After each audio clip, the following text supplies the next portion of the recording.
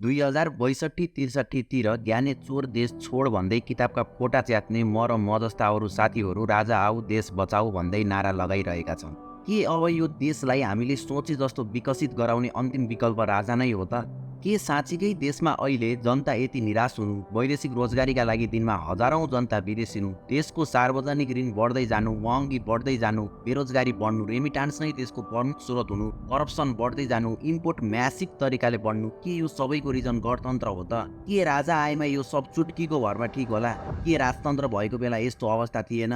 आउनुहोस् राजतन्त्र र गणतन्त्रलाई आजको केस स्टडीमा हेड टु हेड बुझ्ने कोसिस गरौँ। भनिन्छ डेटा नेभर लाइज, यानि कि आँकडा कहिल्यै झुट बोल्दैन। हालसालै डिफ्रेन्ट युनिभर्सिटीका प्रोफेसरहरूले प्रकाशित गरेको a comparative study of Nepal's development under absolute monarchy and post monarchy democratic इरालाई हेरौँ। जस्तै 1990 मा नेपालमा जन्मने हरेक व्यक्तिको औसत आयु झन्डै 54 वर्ष थियो भने इन्डियनहरूको औसत आयु त्यति बेला 58 वर्ष थियो। प्रत्यक्ष राजतन्त्र सकिएपछि 2005 मा आउँदा इन्डियाको औसत आयु भन्दा नेपालको 1 वर्ष बढेको देखिन्छ। त्यसैगरी 1990 मा खराब शिशु मृत्यु दरमा नेपाल 30औं र इन्डिया 36औं रेन्कमा थियो भने 2018 मा नेपाल 56 र इन्डिया 52औं स्थानमा थियो। 2047 को डेमोक्रेसीको रिस्टोरेसन र 2062-63 को जनआन्दोलनपछि देशमा हरेक समुदायले एजुकेसनमा राम्रो एक्सेस पाएको देखिन्छ, जसले गर्दा 2011 र 12 मा नेपालले प्राइमरी एजुकेसन इनरोलमेन्टमा फर्स्ट र्याङ्क ल्याएको थियो भने 2019 मा थर्ड र्याङ्कमा थियो। र तत्कालीन समयको गरिबीको अवस्थालाई हेर्ने हो भने 1995 भन्दा अघिको डेटा भेटिँदैन। 1995 मा नेपालको पोभर्टी रेट 66% थियो भने इन्डियाको 47% थियो। 2010 मा नेपालको पोभर्टी हेड काउन्ट रेसियो 15 थियो भने सेम टाइममा इन्डियाको 20 थियो। सार्वजनिक ऋणको अवस्थालाई हेर्ने हो भने 1990 पछि हरेक देशको सार्वजनिक ऋण बढ्दै गएको देखिन्छ। यसको मेन रिजन हो देशले इन्फ्रास्ट्रक्चर डेभलपमेन्ट मुख्य जोड दिनु। हाम्रो छिमेकी देश भारतको ऋण बढेको छ, अस्ट्रेलियाको ऋण बढेको छ, अमेरिकाको त भने अझै जिडिपीको 123.8% यानि कि $35.33 ट्रिलियन डेट छ। देशको ऋण बढ्यो भन्नुभन्दा पनि त्यसले लिएको ऋणलाई कुन क्षेत्रमा खर्च गरिरहेको छ भन्ने कुरा भने बुझ्न एकदमै जरुरी रहन्छ।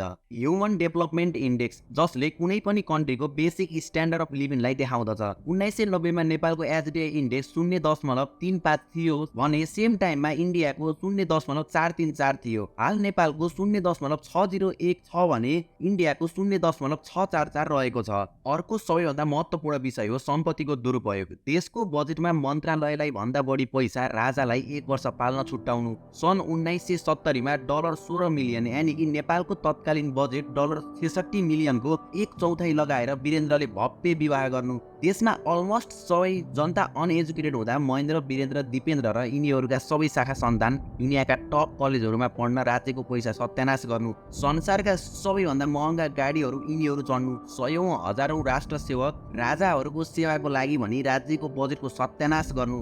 20,000 को पसल थाप्नेले ट्याक्स तिर्नु पर्ने तर राजाले आफ्नो बिजनेसको ट्याक्स तिर्नु नपर्नु जस्ता हजारौं सम्पत्ति दुरुपयोग राजाको समयमा राजाहरूले गरेको देखिन्छ। यो माथिका सबै डाटालाई निहाल्ने हो भने नेपालले प्रत्यक्ष राजतन्त्र सकिएपछि यानि कि पञ्चायत सकिएपछि नै मानव जीवनमा आवश्यक पर्ने हरेक इन्डिकेटरमा राम्रो गरेको देखिन्छ, जसले राजतन्त्र भन्दा पनि डेमोक्रेसी र गणतन्त्र नै राम्रो भन्ने प्रश्न देखाएको छ। हुन त राजतन्त्रलाई प्रत्यक्ष देखेका राजेश हमाललाई सुनौ। नेपालीमा त गरिबी धेरै थियो नि विगतमा, हामीले जे जस्तो भने पनि। म त्यो बेलामा सोल्टीमा स्विमिङ गर्न जाँदाखेरि मलाई लाग्छ हरेक तेस्रो व्यक्ति काठमाडौँको सडकमा नाङ्गो खुट्टा हिँड्थ्यो होला। पछाडिलाई हेर्दाखेरि हामी जहिले पनि अलिकति नस्टाल्जिक भएर त्योभन्दा पनि अलिकति रोमान्टिसाइज गरेर हामी हेर्ने गर्छौँ क्या विगतलाई। वर्तमानलाई चाहिँ नि हामी जहिले पनि असाध्यै क्रिटिकल भएर, पहिला पनि त्यस्तै हुन्थ्यो होइन, क्रिटिकल चस्मा लगाएर हेर्छौँ। उनका अनुसार त्यो समयमा जनतासँग आफ्नो बेसिक निड नै पुरा गर्न सक्ने पैसा थिएन, त्यो पनि काठमाडौँ जस्तो ठाउँमा। हामी सधैँ विगतलाई एकदम राम्रो र वर्तमान एकदम खराब भनेर हेर्छौँ भनेका छन्। र लास्ट इयर महावीर पुनले प्रकाशित गरेको आत्मकथामा लेखेको पेज नम्बर 47 र 48 लाई पढौँ। पञ्चायतको शासन कसरी केही गल्ती नगर्दा पनि सिडिओको झनकको भरमा जेल जानु परेको थियो प्रष्टसँग लेखेका छन्। यिनीहरू दुवैजना पोलिटिकल व्यक्ति पनि होइनन्, यस्तो बोलेर पपुलारिटी गेन गर्न खोज्ने व्यक्ति पनि होइनन्। दुईजना नै प्रत्यक्ष राजतन्त्र देखेका बौद्धिक व्यक्ति पनि हुन्। त्यसैले उनीहरूको बोलीमा केही न केही सत्यता त पक्कै पनि छ। हामी जति सामाजिक सञ्जालले देखाएको छ त्यति मात्र बुझिरहेका छौँ। हामीसँग इतिहासका पुस्तक पल्टाएर वास्तविकता बुझ्ने समय नै छैन। यदि राजतन्त्रमा सबै ठिक थियो भने किन हाम्रा आमा बुवा चामल खान दसैँ पुर्नु पर्थ्यो, किन नुन किन्न 2 दिन हिँड्नु पर्थ्यो? राजा जनताको समस्या बुझ्न गाउँ गाउँ जान्थे भने किन हाम्रा आमा बुवाले कहिले राजा देख्न पाएनन्? किन हाम्रा आमा बुवा अशिक्षित छन्? किन राजतन्त्रको बेला देशका रोड बाटो पुल हस्पिटलहरू गाउँ गाउँमा पुगेनन्? किन राजतन्त्रको बेला हाम्रा बुवाहरू भारतमा गएर भाँडा माझ्नु पर्यो? किन राजाका छोराछोरीहरू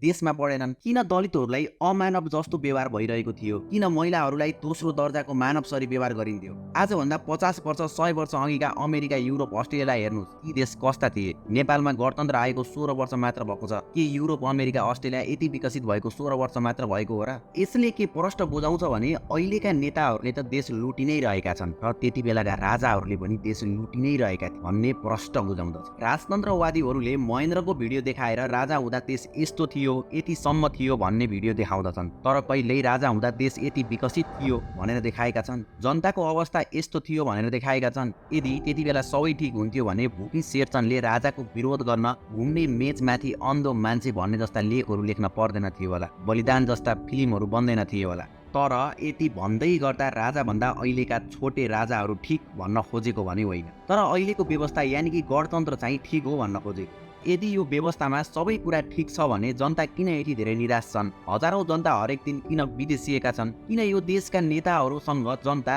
राजाहरूसँग भन्दा बढी रुष्ट छन्? यसको प्रमुख कारण हो इन्फर्मेसन। अहिलेको भाइरल भए प्रकाश यानि कि पाका दाइको इक्जाम्पल लिएर हेरौँ। उनी गोर्खाको गाउँमा थिए जसलाई केही कुराको मतलब थिएन र उनी यो देशसँग हामी जति निराश पनि थिएनन्, किनभने उनलाई यो देश कसैले लुटिरहेको छ, दोहन गरिरहेको छ भन्ने थाहा थिएन, भ्रष्टाचार के हो भन्ने पनि थाहा थिएन। युरोप, अमेरिका यति विकसित छन्, नेपाल पनि त्यस्तै हुनुपर्ने भन्ने थाहा थिएन। उनी आफू बेरोजगार हुन्, काम गरेको पैसा पाइन्छ भन्ने पनि थाहा थिएन। विदेश कसरी जाने भन्ने कुरा पनि थाहा थिएन, यानि कि उनीसँग केही इन्फर्मेसन नै थिएन। हो, देशमा राजा भएको समयमा हाम्रा बुवा आमालाई पनि यो कुनै पनि कुराको मतलब थिएन, इन्फर्मेसन थिएन। त्यसैले देशका जनता अहिले भन्दा त्यति बेला खुसी थिए, निराश थिएनन्। निराश थिएनन् भन्नुको मतलब राजाको समयमा सबै कुरा ठिक थियो, विकास थियो, सबै सेवा सुविधा पुगेको थियो भन्ने भने होइन। राजा भएको देशमा विकास नभएको भने होइन। जापान, गल्फ कन्ट्री, इङ्ल्यान्ड नै यसको उदाहरण हुन्। तर हाम्रो देशको राजाहरूको स्कुलिङ कस्तो थियो भन्ने कुरा बुझ्न जरुरी छ। 2017 मा महेन्द्रले आफ्नो सहमतिकै विरुद्धमा कु गरेर बिपीलाई जेलमा लगी पञ्चायतको सुरुवात गरे। 2036 मा भएको जनमत संग्रहमा वीरेन्द्रले चुनावमा धेरै ठाउँमा घोटाला गरे, जसले गर्दा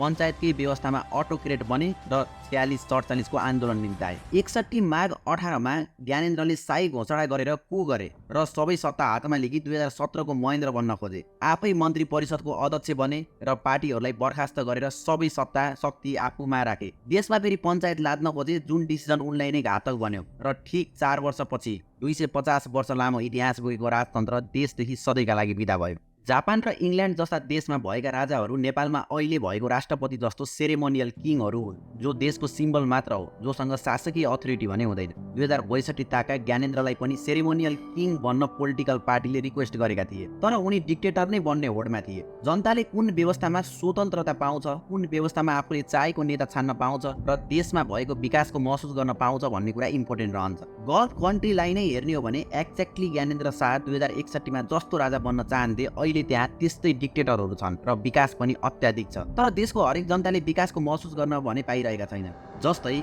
साउदीमा महिलाले भोट गर्न पाउने अधिकार 2015 देखि सुरु भयो, ड्राइभिङ गर्न पाउने अधिकार 2018 देखि पाए। डिसिजन मेकिङ अथोरिटी त अझै पनि जिरो जस्तै नै छ। गणतन्त्र आउनुभन्दा अगाडि देशमा 50% भन्दा बढी जनसङ्ख्या ओगटेको महिलाको अवस्था कस्तो थियो, जनजाति दलितहरूको अवस्था कस्तो थियो? अझै भन्नु नेपालमा महिलाले पाएको स्वतन्त्रता नै गणतन्त्रको one of the biggest achievement हो। गणतन्त्रमा नेपाली जनताले पाएको यो परिवर्तन, जस्तै गरिबी घट्नु, मृत्युदर घट्नु, औसत आयु बढ्नु, घरमुनि नेपालीको संख्या बढ्नु, जनता टेलिकमको पहुँचमा पुग्नु अहिलेका नेताहरूको देन भने होइन, गणतन्त्रले ल्याइदिएको स्वतन्त्रताको देन हो, जुन यो व्यवस्थाले हामीलाई इन्डाइरेक्टली रूपमा दिइरहेको छ। स्वतन्त्रता हो, स्वतन्त्रता जुन एक शब्दमा भन्दा सामान्य लाग्ला, तर यसले मानव जीवनमा खेल्ने भूमिका भने एकदमै इम्प्याक्टफुल छ, जसले बालेन जस्ता युवा जन्माउँछ। युरोप, अमेरिका जस्ता देशहरूले 1787 मा संविधान बनाएर विकासको सुरुवात गर्दा नेपाल पृथ्वीनारायण शाहको पालामा थियो, जहाँ हामी मटेरियलिस्टिक भन्दा पनि स्पिरिचुअल थियौँ। जुन बाटोमा हामी पल्लो 10 वर्ष अघि हिँड्न लागेका छौँ। अहिले 81 सामाजिक सञ्जाललाई हेरेर त्यही देशको सिस्टम विकास खोजेका छौँ, जुन स्रोत र साधन हामीसँग छैन। यानि कि त्यत्रो बजेट नै नेपालसँग अहिले छैन। तर अहिले जे छ त्यही ठिक भने होइन। देशमा गर्न सकिने हजारौँ पोटेन्सियलहरू छन्। बस कमी छ त सही र गर्न सक्ने सत्ताको लोभ नभएको नेताको। चुनाव आउन अब 3 वर्ष मात्र बाँकी छ। इतिहासका पुस्तक पल्टाउने र यो व्यवस्थालाई राम्रोसँग बुझ्ने भने अहिले हामी गणतन्त्रमा अत्याधिक विकास गर्न सक्छौँ, विकासको महसुस गर्न सक्छौँ। त्यसैले यो व्यवस्थाको विकल्प भन्दा पनि अहिलेका नेताहरूको विकल्प खोज्न जरुरी छ, यो व्यवस्थाको होइन।